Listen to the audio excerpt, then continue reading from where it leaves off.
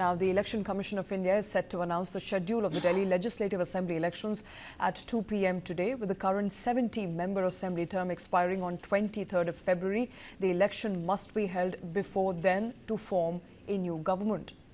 The Aam Aadmi Party, which secured 67 seats in 2015 and 62 in 2020, is aiming for a third consecutive term. Meanwhile, the Bharatiya Janata Party, which has struggled in the recent elections, and the Congress, which has been ousted after 15 years in power, are contesting separately this time.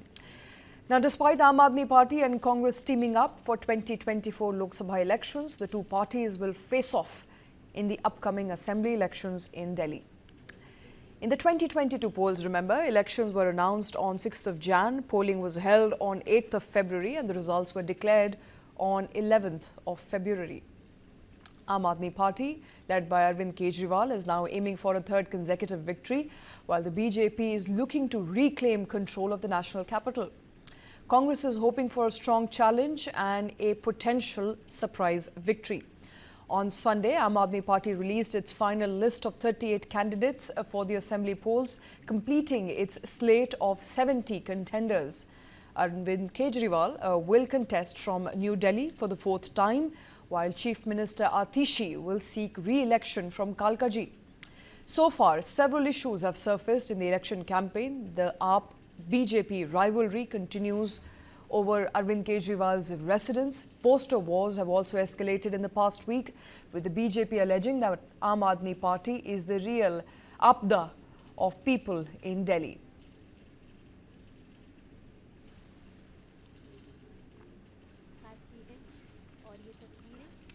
My colleague Rajneesh joining us with more details. Rajneesh, election commission आज announcement करेगी schedule Delhi legislative assembly election का। लगता है 1 फरवरी के first week तक Delhi assembly elections expected है।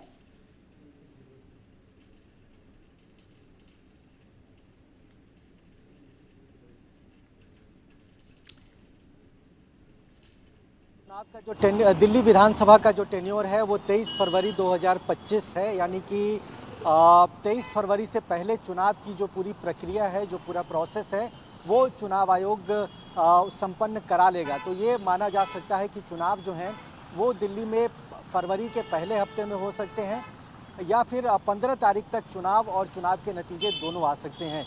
क्योंकि पिछली बार जब चुनाव के नतीजे चुनाव की तारीखों का ऐलान हुआ था, तो उससे अगर कंपेयर करें तो ऐसा लगता है कि फरवरी के दूसरे हफ्ते तक ये पूरा चुनाव का जो प्रक्रिया है वो दिल्ली में पूरा किया जा सकता है।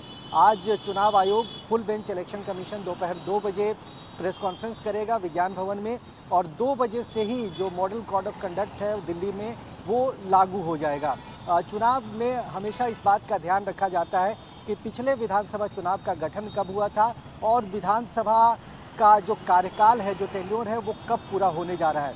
तो उस लिहाज से कह सकते हैं कि 23 फरवरी 2025 तक चुनाव की पूरी प्रक्रिया संपन्न करानी है। तो फरवरी के पहले हफ्ते से लेकर दूसरे हफ्ते तक चुनाव और चुनाव के नतीजे दोनों सामने आ सकते हैं।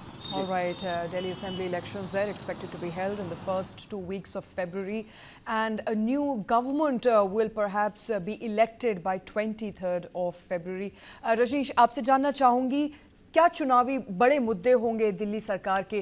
पिछले कुछ दिनों में काफ़ी रेटोरिक हम देख रहे हैं। आम आदमी party, Congress party, BJP party आपस में काफ़ी पोस्टर वॉर्स चल रहे हैं, तू मैं हो रही है।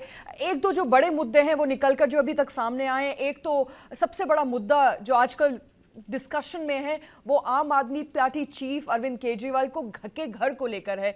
चीफ मिनिस्टर रेसिडेंस को किस तरीके से उसमें बदलाव किए गए, कितने पैसे उसमें लगाए गए, ये काफ़ी बड़ा मुद्दा बन रहा है पिछले कुछ दिनों में। बिल्कुल, देखिए, चूंकि दिल्ली में आम आदमी पार्टी ने 2 पूरे कार्यकाल पूरे किए हैं, 2015 से लेकर 2025, 10 साल उनका कार्यकाल, और उससे पहले 2013 में भी उनकी 48 दिनों की सरकार थी। तो आप कह सकते हैं कि 2013 से लेकर अभी तक बीच में अगर एक थोड़ा समय राष्ट्रपति शासन का छोड़ दें तो एक लंबा समय आम आदमी पार्टी ने दिल्ली में रूल किया है। इसलिए बीजेपी और कांग्रेस दोनों के निशाने पर आम आदमी पार्टी है। आपने मुख्यमंत्री के जिस घर का जिक्र किया है, निश्चित तौर पर एक बहुत बड़ा मुद्दा है। प्रधानमंत्री नरेंद्र मोदी ने भी इस पर बोला है। बीजेपी लगातार इस पर हमलावर है, कांग्रेस पार्टी हमलावर है। इसके अलावा दिल्ली में जो शराब घोटाला हुआ था और उसमें जिस तरीके से अरविंद केजरीवाल, मनीष सिसोदिया जो दोनों पार्टी के सुप्रीम नेता हैं उनकी गिरफ्तारी हुई, लगातार पार्टी के कई लोगों को अरेस्ट किया गया, सब लोग अभी जमानत पर हैं, उसको एक बड़ा मुद्दा बनाया गया। और इसके अलावा दिल्ली के जो लोकल इश्यूज हैं उसको भी बीजेपी और कांग्रेस पार्टी एक तरीके से उन मुद्दों को भी उठा रही है। तो इस वक्त कहा जा सकता है कि आम आदमी पार्टी कांग्रेस और बीजेपी दोनों के निशाने पे है और दोनों से राजनीतिक लड़ाई उसको लड़नी पड़ रही है। खासतौर पर 6 महीने पहले तक कांग्रेस पार्टी और आम आदमी पार्टी दिल्ली में एक साथ मिलकर चुनाव लड़े थे। लोकसभा का चुनाव दोनों ने एक गठबंधन में लड़ा था, लेकिन अब कांग्रेस जिस तरीके से हमलावर हुई है, अजय माकन ने उनको देशद्रोही तक कह दिया। तो ऐसे में ये कहा जा सकता है कि जो इलेक्शन का जो मोमेंटम है वो लगातार बढ़ रहा है, बहुत गर्म हो रहा है और तीनों ही पार्टियां एक दूसरे को काउंटर करने की कोशिश कर रही है। बीजेपी के लिए सबसे बड़ी चुनौती यह है कि देश में तमाम जगह वो सरकार बना लेते हैं, तमाम जगहों पे वो सरकार को रिपीट कर लेते हैं, लेकिन दिल्ली में 1993 के बाद से लेकर अब तक उनकी कोई सरकार नहीं बनी है और उनके तमाम प्रयास जो हैं वो दिल्ली में विफल रहे हैं। पहली बार 3 सीटें उनको मिली 2015 में और उसके बाद 8 सीटें मिली हैं। तो ऐसे में बीजेपी ये चाहती है कि दिल्ली में वो मेन स्ट्रीम की पॉलिटिक्स में आए और आम आदमी पार्टी को चुनौती देने वाली वो पार्टी बन पाए। इसके अलावा कांग्रेस के लिए अस्तित्व का लड़ाई है, एग्जिस्टेंस का पूरा मामला है। 2015 में उनकी एक भी सीट नहीं आई, 2020 में उनकी एक भी सीट नहीं आई और 2013 में महज 8 सीटें आई, जबकि उससे 15 साल पहले तक दिल्ली में लगातार उनका शासन रहा। तो कांग्रेस और बीजेपी दोनों ही दिल्ली में अपने एग्जिस्टेंस की लड़ाई लड़ रहे हैं और आम आदमी पार्टी के लिए चुनौती ये है कि उन्हें अपनी सरकार कैसे वो बचा पाएंगे।